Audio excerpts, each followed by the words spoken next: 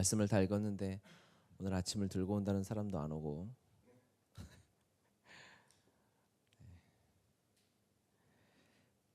오늘 본문에 보면 이제 예수님을 32절에 보면 나가다가 시몬이란 구레네 사람을 만나매 그에게 예수의 십자가를 억지로 지워 가게 하였더라.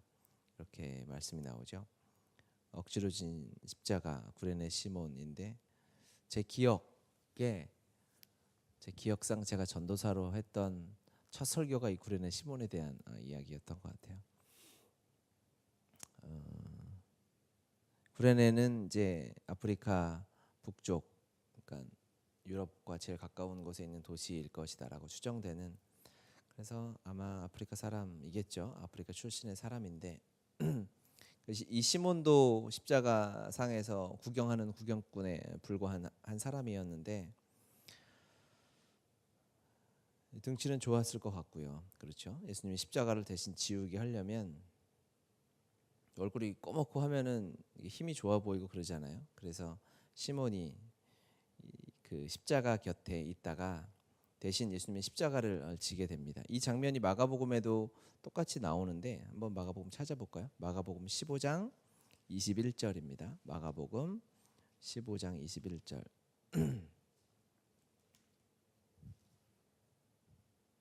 나중에 여기서 설교할 기회 있으면 이거 한번 하십시오. 아주 그러니까 편하다기보다 단순하면서도 은혜가 있는 메시지입니다. 21절 마가복음 15장 21절 읽겠습니다. 마침 알렉산더와 루포의 아버지인 구레네 사람 시몬이 시골로부터 와서 지나가는데 그들이 그들로 억지로 같이 가게 하여 예수의 십자가를 지우고. 아멘. 이렇게 말씀하죠. 여기 보면 알렉산더와 루포의 아버지 이렇게 말씀하시지 않습니까? 그러니까 시몬을 설명하는데 어떻게 설명하냐면 알렉산더와 루포의 아버지라고 설명하는 거예요. 그러니까 그 당시 이 마가복음은 그 당시 예수님 승천하신 이후에 제자들이 함께 이 믿음을 나누려고 쓴 편지지 않습니까? 그러니까 시몬을 어떻게 설명해야 그 당시에 성도들이 이해를 하냐면 알렉산더와 루포의 아버지라고 설명해야 이해를 하는 거예요. 보통 성경의 설명은 누구와 구분할 때 누구의 아들이다 이렇게 설명하잖아요. 그런데 여기는 알렉산더와 루포의 아버지라고 설명했다는 것은 알렉산더와 루포가 그 당시에 이 제자들 사이에서 이 초대 교회에 제법 열심히 있는 성도였고 이름을 얘기하면 아는 그런 형제였구나라는 것을 추정해 볼 수 있는 거죠. 한 구절 더 찾아볼까요? 로마서 16장 13절. 로마서 16장 13절입니다. 로마서 16장 13절 찾아보면 로마서 16장 13절. 주 안에서 택하심을 입은 루포와 그의 어머니에게 문안하라. 그의 어머니는 곧 내 어머니니라. 아멘. 이 루포가 그 루포죠. 그러니까 루포와 그의 어머니라고 했어요. 그러면 어머니는 구레네 시몬의 아내가 되겠죠. 그러니까 바울에게 바울이 자기 자신이 내 어머니라고 고백할 만큼 시몬의 아내는 교회에서 큰 역할을 했던 거예요. 그러니까 우리가 이 스토리들을 봤을 때 시간상을 나열해 봤을 때 우리가 상상해 볼 수 있는 거죠. 시몬이 억지로 십자가를 지게 되었습니다. 그리고 나서 예수님을 믿게 되었겠죠. 그의 아내가 믿고 자식들이 믿게 되어서 구레네 시몬은 이 뒤에 성경에 등장하지 않지만 아내와 그의 자녀들이 열심히 하나님을 섬기는 제자들이 되어서 초대교회에서 바울이 어머니라고 부를 만큼 초대교회 성도들이 알렉산더와 루포의 아버지라고 설명해 알아들을 만큼 큰 은혜를 입은 가정이 됐다는 거죠. 그러니까 십자가 사역에 억지로 포함이 된 사람이었어요. 그러니까 원래 지금은 모르겠지만 원래 백향목이라는 나무는 향이 굉장히 강하다고 하지 않습니까? 그래서 제가 백향목에 대한 설명을 가장 인상 깊게 들었던 것은 향이 너무너무 강해서 그 나무를 찍은 도끼에도 향이 밴다 이런 말을 들었어요. 그러니까 예수님의 십자가 사역이라는 것은 그러한 능력인 것 같아요. 너무너무 향이 강하고 강력해서 그럴 수밖에 없죠. 하나님의 사랑 전부가 담겨진 사역이니까. 그래서 어떻게든 그 나무에 닿기만 하면 그것에 그 냄새가 내 삶에 가득 배일 수밖에 없는, 시몬이 그랬던 거죠. 억지로, 분명히 마태복음에도 마가복음에도 시몬이 십자가를 대신 지은 장면은 억지로란 단어를 써놨어요. 그것은 시몬을 본 사람뿐 아니라 이건 시몬이 분명히 얘기했을 거예요. 시몬도 이 성경들을 봤지 않겠습니까?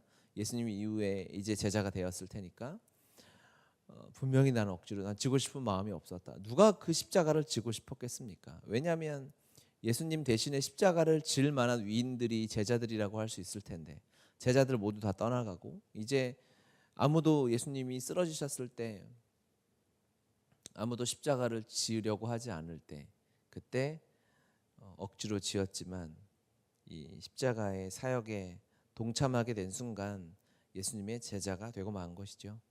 아마 그 당시에 많은 로마 군인들 중에서도 예수님을 믿은 사람이 많지 않았을까 전 생각을 해요. 성경에 나와 있지는 않지만 그럴 수밖에. 이 시몬의 삶을 보면, 사역을 보면 아마 그랬을 것 같아요. 채찍을 때린 누군가도 분명히 주님을 믿게 되었을 거고, 예수를 십자가에 못 박으라고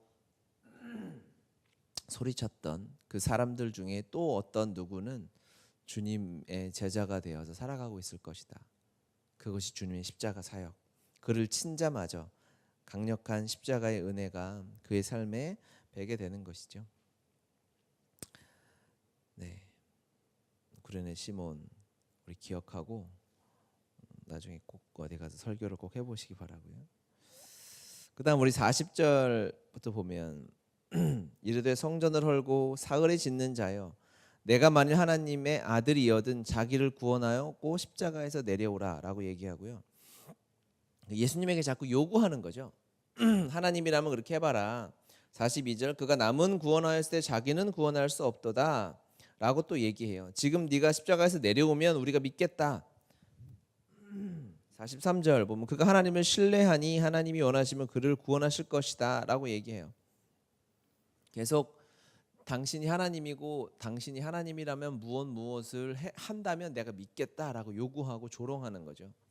그것이 당연히 진심이 아니겠지만 진심이라 해도 그가 요구하는 대로, 그들이 요구하는 대로 한다 해도 예수님을 믿지 않죠.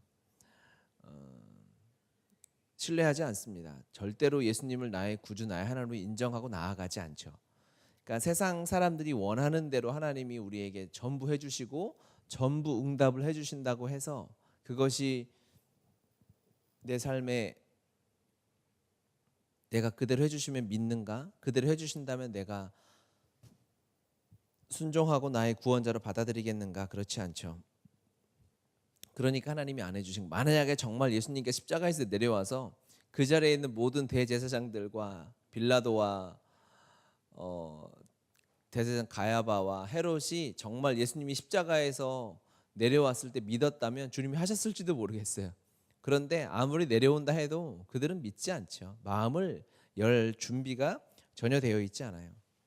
그들이 원하는 것이 무엇인지, 그들이 기도하는 것이, 구하는 것이 무엇인지 알지 못하기 때문이죠. 하나님은 이 십자가를 완성해야 온 인류의 구원이 흘러갈 수 있기 때문에 주님은 그 길로 가셨던 것이죠. 즉 하나님이 우리가 요구하는 것을 주시지 않고 나의 기도와 다른 타이밍에 다르게 역사하실 수 있지만 그것은 완전한 하나님의 길이다. 내가 원하는 것은 인간 수준에서 내가 원하는 내 욕구를 따라 구하는 것이 많겠지만 하나님이 진정 주님께서 주고자 하시는 것은 하나님의 완전한 때에 이루셨다라는 것이죠. 한 가지만 더 44절에 보면 함께 십자가에 못 박힌 강도들도 이와 같이 욕하더라 이렇게 말씀합니다. 38절, 이때에 예수와 함께 강도 둘이 십자가에 못 박히니 하나는 우편에 하나는 좌편에 있더라. 제가 오늘은 말씀 묵상하면서 약간 상상력을 많이 동원해 봤어요. 약간의 자료에도 나와 있지 않은 걸 생각했는데 이 마태복음의 이 구절을 보면요. 예수님이 십자가 사건 사복음서에 다 써 있지 않습니까? 근데 이 강도가 우리가 아는 내용이 있잖아요. 예수님의 좌편에 우편에 못 박힌 같이 십자가에 못 박힌 강도들이 있는데 그들이 한 사람은 예수님을 막 저주하고 욕하지만 한 사람은 구원을 받지 않습니까? 그런데 마태복음에는 그 본문이 없어요. 마태복음에는 어떻게 끝나냐면 44절에 함께 십자가에 못 박힌 강도들도 이와 같이 욕하더라 하고 끝나요. 그런데 누가복음으로 한번 가보실까요? 누가복음 23장. 누가복음 23장으로 가보시면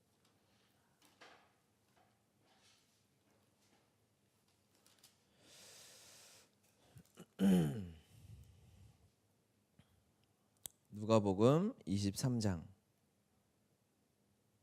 39절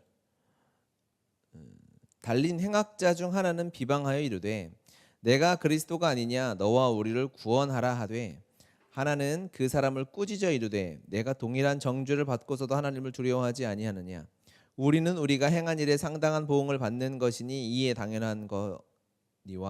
당연하거니와 이 사람이 행한 것은 옳지 않은 것이 없느니라 하고 이르되 예수여 당신의 나라에 임하실 때에 나를 기억하소서 하니 예수께서 이르시되 내가 진실로 내게 이르노니 오늘 내가 나와 함께 낙원에 있으리라 하시니라.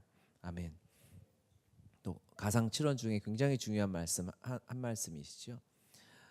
그러니까 마태복음에는 나와 있지 않은 스토리가 누가복음에 써 있는 거예요. 강도 하나가 한 사람 비방하지만 한 사람은 아니다. 우리가 지금 십자가에 못 박힌 것은 당연히 내가 행한 죄의 값이고 하지만 이 우리 가운데 달린 이 예수는 보니 죄가 하나도 없지 않냐. 옳지 않은 것이 없지 않느냐. 그러니 예수님께 기도하는 거죠. 메시아인 거를 십자가에 달릴 만큼의 흉악한 죄인이었는데 하나님의 은혜로 거기서 깨달은 거예요.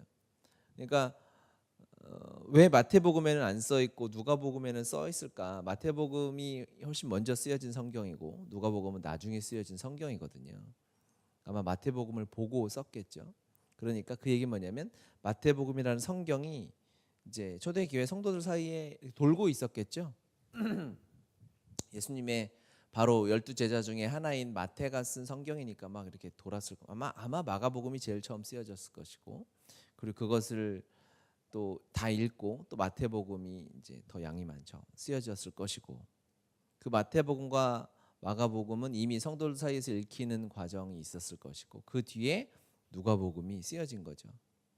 그런데 이 십자가에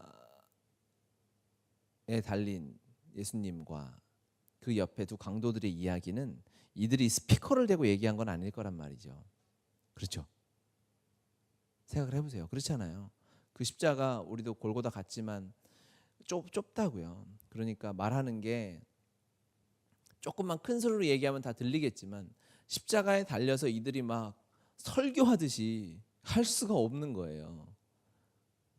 어떻게 거기 십자가에 달린 것 자체가 고통스러운데 말 한마디 한마디 하기가 우리가 십자가에 대한 책이나 이런 거를 보면 나오듯이 말하기조차 힘들잖아요. 여기가 막 이 온 내장이 아파서 말하기 힘들다고 하는데 큰 소리로 할 수 없는 거죠. 그래서 어떻게 이 마태복음에 없었던 기사가 실렸을까? 아마 제 생각엔 그 가까이에 있었던 군인이나 가까이에 있었던 구경꾼 중에 누군가가 나중에 증인으로 나타난 것이 아닌가라는 생각을 했어요. 좀 일리가 있죠.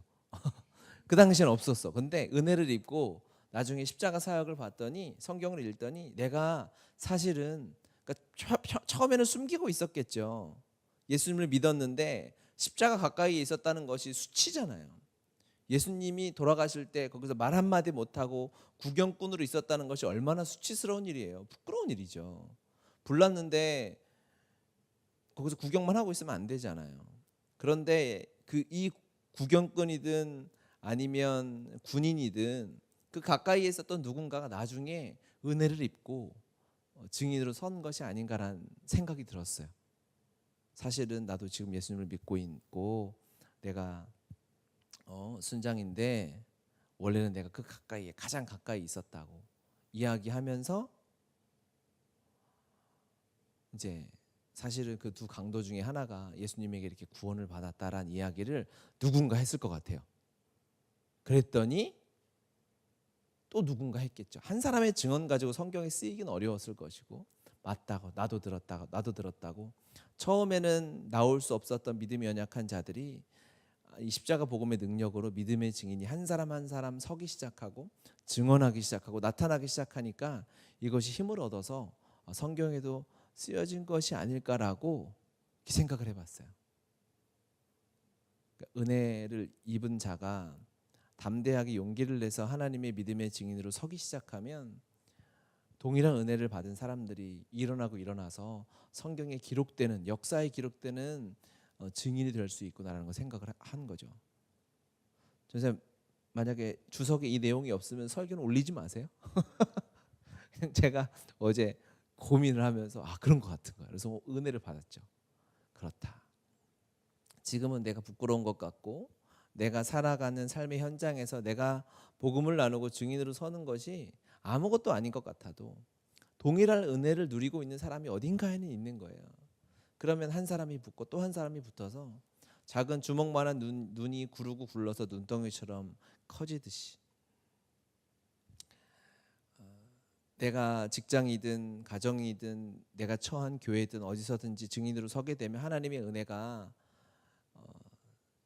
역사에 기록되는 놀라운 역사로 그런 기적의 증인으로 서게 하실 것이다라는 생각을 했습니다. 오늘도 그렇게 살아갑시다. 주님이 우리를 그렇게 부르신 줄 믿습니다.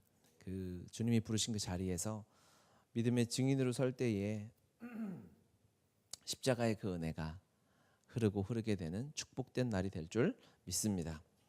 같이 기도합시다.